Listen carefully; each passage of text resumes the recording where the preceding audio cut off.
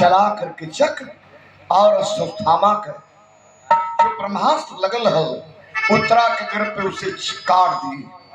आज जब कटल ब्रह्मास्त्र तो अश्वत्थामा तीखे भागत है। कहे भागो मत, चाहता तो चक्र चला करके दूसरी बार में धड़ से गर्दन को उड़ा देता, लेकिन नहीं। एक श्राप दे रहा हूं, श्राप लेते जाओ। भगवान श्राप में का देना अश्वत्थामा की तनी गौर करिए बाबूजी। कैसे 5,000 वर्षों तक रही निशानी पानी चले जाई, खून बवा से अष्टावत अभिमानी पानी चले जाई।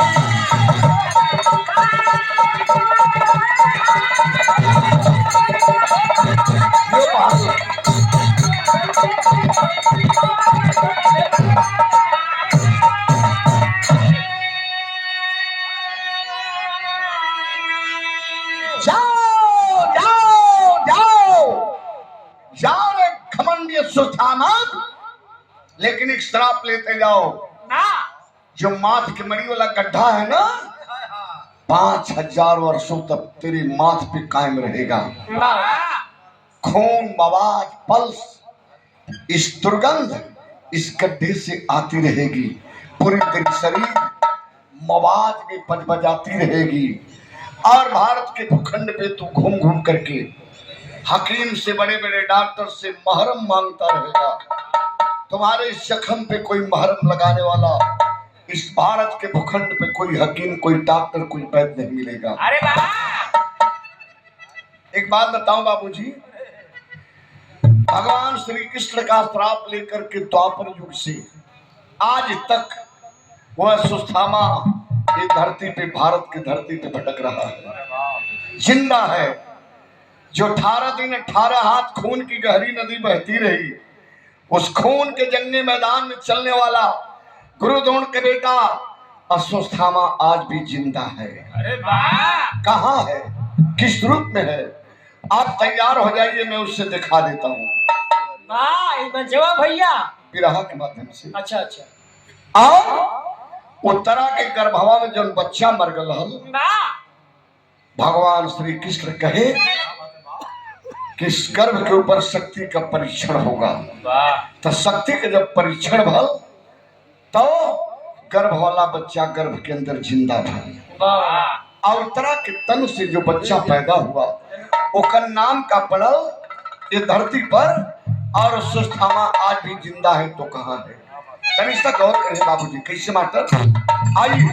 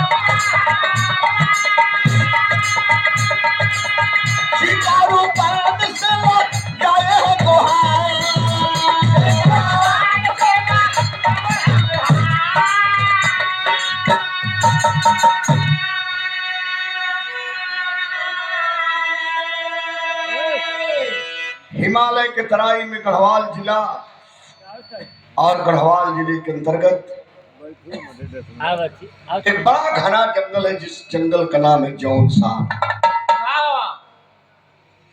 और जौनसार जंगल के बीचों बीच एक गांव बसा है, जिस गांव का नाम है नागठाम, जहां नागों की खेती होती है। अरे वाह, वहाँ का लोग नाग खाना, वहां के लोग नाग पैदा करते हैं। और वहां से बदल करके शंकरगढ़ या पश्चिम बंगाल में यहाँ से लोग खाने पीने का संसाधन ले जाते हैं। लेकिन बाबूजी लोग उसी नागठाम गांव में अंतरराष्ट्रीय पैमाने के वैद्य, जिनका नाम था जितारू वैद्य, जितारू वैद्य के पास जाकर के अश्वत्थामा बाबा भोर में भिनसार में अर्ज लगाते हैं कि बाबा इस जख्म पे कोई महरम तो लगा दो, इस जख्म पे कोई महरम तो लगा दो। वैद्य बाबा का जवाब हुआ करता है कि ना ना ना ना, यह तो साक्षात यदकुल भूषण योगेश्वर भगवान श्री कृष्ण का श्राप है। हम क्या, धरती का कोई हकीम वैद्य इस जख्म पे महरम नहीं लगा सकता है। पहली गवाही जितारू वैद्य की रही बाबूजी। उत्तरा के गर्भ से जो बच्चा पैदा हुआ, वह बच्चा जो है बाबूजी परीक्षित नाम से जाना गया। जब परीक्षा हुई, शक्ति का परीक्षण हुआ, तो गर्भ में जो बच्चा जिंदा हुआ वही पिता राजा परीक्षित हुआ। लेकिन कर्म का फल, हर गुनाहों की सजा इसी सर्जनी पे। दूसरी गवाही एक और मिलती है अश्वत्थामा के विषय में। साउंड वाला हूँ इधर कहीं,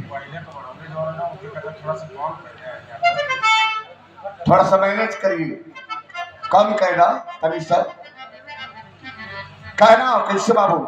आइए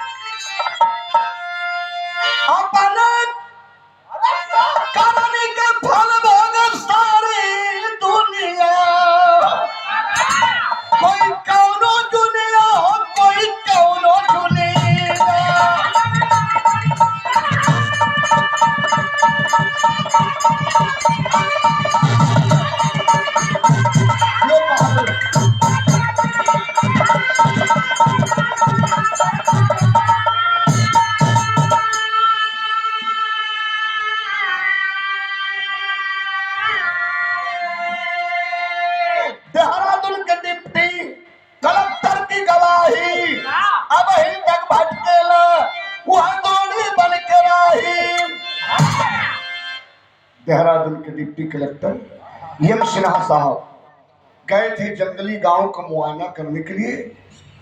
अचानक घोर बरसात होने लगी, चक्रवात आ गया। उसी घोर जंगल में उनकी गाड़ी फंस गई, रास्ता भटक गए। जब रास्ता भटक गए तो कुछ देर के बाद बड़ा घबरा गए। एक आवाज आने लगी। क्या? उस घोर बियाबान जंगल से एक आवाज आ रही थी, घबराओ नहीं, आओ आओ मेरे पीछे पीछे आओ, रास्ता मिल जाएगा। आवाज बढ़ती गई और गाड़ी चलती गई, आवाज बढ़ती गई, गाड़ी चलती गई।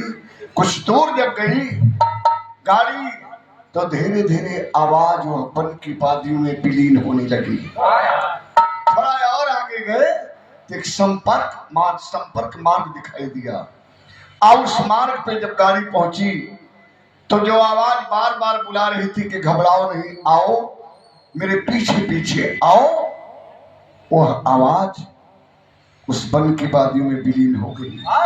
वह आवाज बाबूजी किसी और की नहीं रही, अश्वत्थामा बाबा की रही। डिप्टी कलेक्टर संपर्क मार्ग पे पहुंच करके ड्राइवर से कहे गाड़ी रोक दो। गाड़ी से उतर गए और हाथ जोड़ करके उस वन की वादियों को कहे कि हे अश्वत्थामा बाबा, मैंने सुना था कि इस जंगल में भोले भटकों को आप रास्ता बताते हैं, मददगार बनते हैं। आज आपने मेरी मदद किया, मुझे रास्ता बताने काम किया, हमारे प्रणाम को स्वीकार करें। ये दूसरी गवाही रही। कि अश्वत्थामा आज भी जिंदा है। स्वामी परमहंस अड़गड़ानंद महाराज जो विश्वगुरु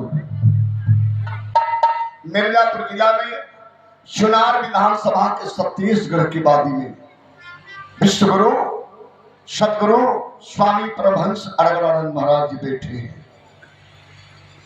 और उनके दरबार में पीढ़ी के शानदार नेता और भारत के वरिष्ठ समाजवादी पार्टी के राष्ट्रीय अध्यक्ष माननीय अखिलेश यादव जी हम लोग के राष्ट्रीय अध्यक्ष जब पहुंचे और जो ही प्रणाम किए झुक करके स्वामी जी कहे कि आओ आओ करीब आओ और जो ही प्रणाम किए झुक करके जो कंधे पर गमछा लिए थे सदगुरु भगवान अपने कंधे का गमछा उतार करके माननीय राष्ट्रीय अध्यक्ष अखिलेश यादव जी के कंधे पे डाल दिए।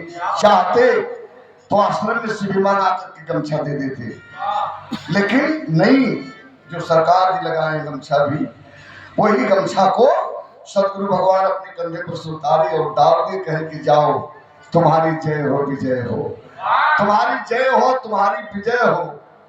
यह सत्य, यह पानी सदगुरु भगवान के मुख से निकली थी और कहे कि यहाँ तो तुम्हारे चाचा शिवपाल भी और नेताजी माननीय मुलायम सिंह भी आया करते थे। और आयो लोकसभा का भी चुनाव हुआ है मित्रों, क्योंकि वह अमर है। धरती पे आज भी 7 अमर हैं बाबूजी। कौन कौन? आल्हा सुस्थामा कृपाचार्य कृपरमा भगवान परशुराम, ये 5। आल्हा सुस्थामा कृपरमा कृपाचार्य भगवान परशुराम, ये 5। और शंकर जी हनुमान जी ये रुद्र अवतार है।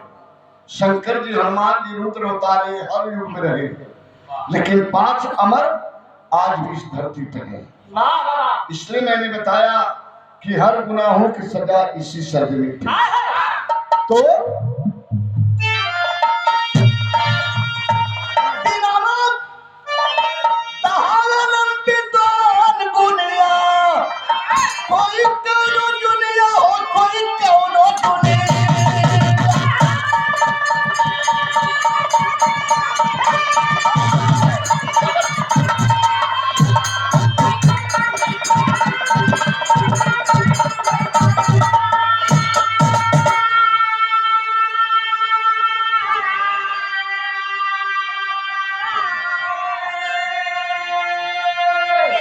ये रहा बाबूजी, कर्म ही पूजा है और कर्म का फल।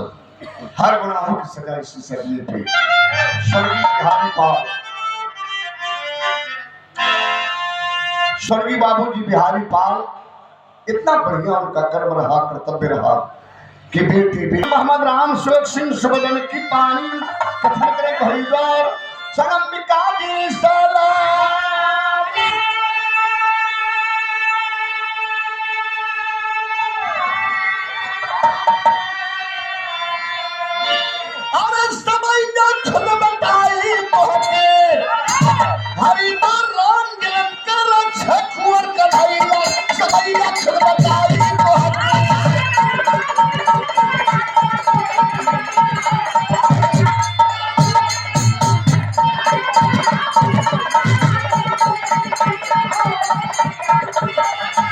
बहुत बहुत धन्यवाद।